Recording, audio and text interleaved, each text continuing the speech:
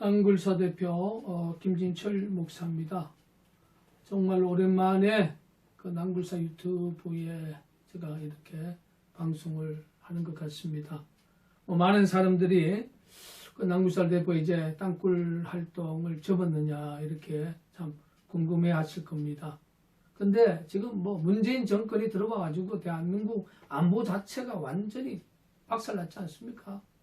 중요한 것은 우리 국민들의 생각 자체가 안보가 없다는 거 아닙니까? 그러한 상황에 요즘 뻥 뚫린 땅굴이 나온다 할지라도 과연 국민들이 믿어주고 또 이 정권이 그걸 호응해 주겠어요? 저는 목사의 한 사람으로서 20년 동안 이 어려운 길을 걸어오면서 이제는 오직 마지막 방법은 하나님밖에 없다. 하나님 앞에 정말로 기도하는 것밖에 없다. 정말 하나님 자유 대한민국 자유 주권을 버리지 마시고 한국 교계를 버리지 마시옵소서. 우리가 성경에 보면 바알에 무릎 꿇지 않는 7천을 숨겨주었다는 말씀이 있습니다. 아마도 여기 안굴사 대표 한 사람도 그 7,000명 속에 한 명이라고 저는 자부심을 갖고 국가 민족을 위해서 열심히 또 기도하고 있습니다. 그런데 최근에 그 북한 문제가 상당히 좀 급박하게 돌아간 것 같아요. 제가 이제 그 유튜브에서 가장 많이 제가 보고 있는 것은 대한민국의 지금 입장에서 최고의 안보 전문가라고 하면 저는 그 신인균 씨라고 저는 자신 있게 우리 애국 시민들의 이야기를 하고 싶습니다.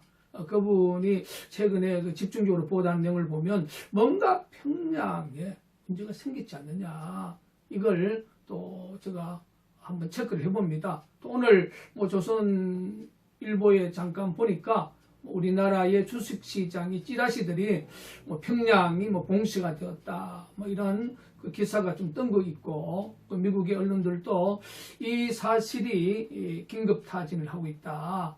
조만간에 한번 내용을 발표하겠다 이런 그 뉴스 기사를 제가 접하면서 지금 그 대한민국은 뒤돌아보면 이제 대통령 선거 사실상 지금 들어간 상황 아닙니까? 그리고 유럽 그 대선 후보로 거론되는 어떤 놈은 그런 이야기 하대요. 미국은 점령군이다.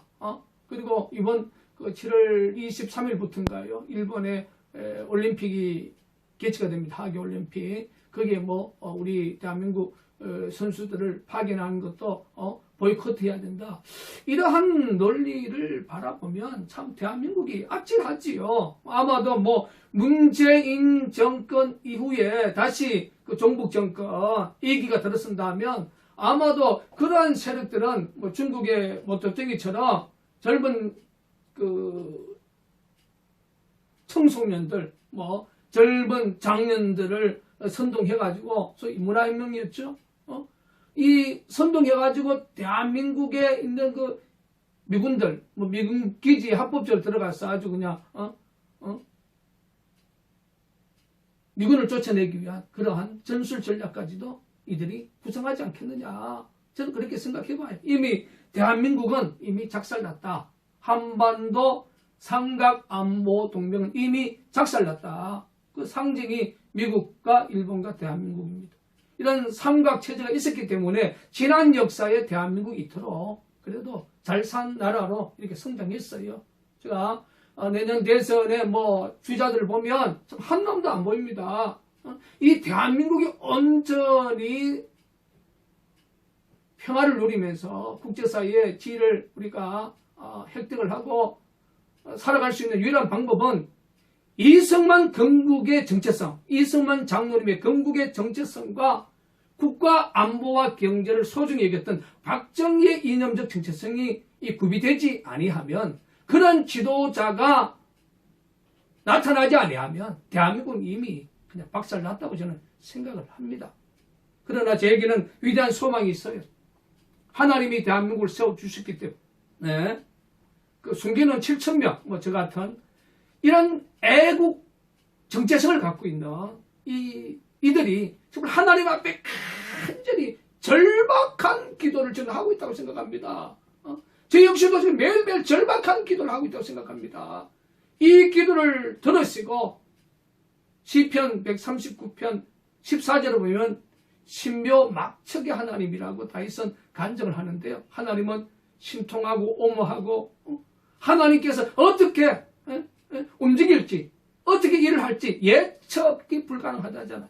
저는 그 하나님의 위대한 기적이 저 대한민국 자유민주주의 역사에 한국교계 역사에 저는 반드시 일어날 것을 저는 굳게 믿습니다. 제가 20년 동안 땅굴 사역을 하면서 이 사역에 제가 그냥 뛰어드는 것이 아니라 제가 하성에 들어오기 전에 서울 강동구 길 이동에서 제가 서울제일교회 담임 목사 사역을 감당할 때에 저는 새벽 예배 때에 반드시 저는 1997년이니까 상당한 시간이 지나갔지요. 한 24년의 긴 시간이 지나갔지만 새벽 예배 때 예배를 드리고 개인 기도할 때 저는 한반도 3.1 전쟁 일어나는 것을 저는 한상을 생생하게 봤습니다.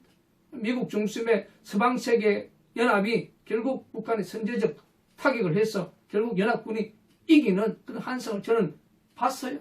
한 24년의 역사가 지나갔지만 저는 그 역사가 반드시 이 한반도의 대한민국 역사에 오리라고 저는 봅니다. 그렇지 않으면 이미 대한민국은 무장해제되어버린 나라, 언제 어떻게 IMF보다 더 어려운 경제적으로 초락할 줄 모르는 이 문재인의 소득 주도 성장, 이 경제 자체가 완전히 무너져 버렸습니다.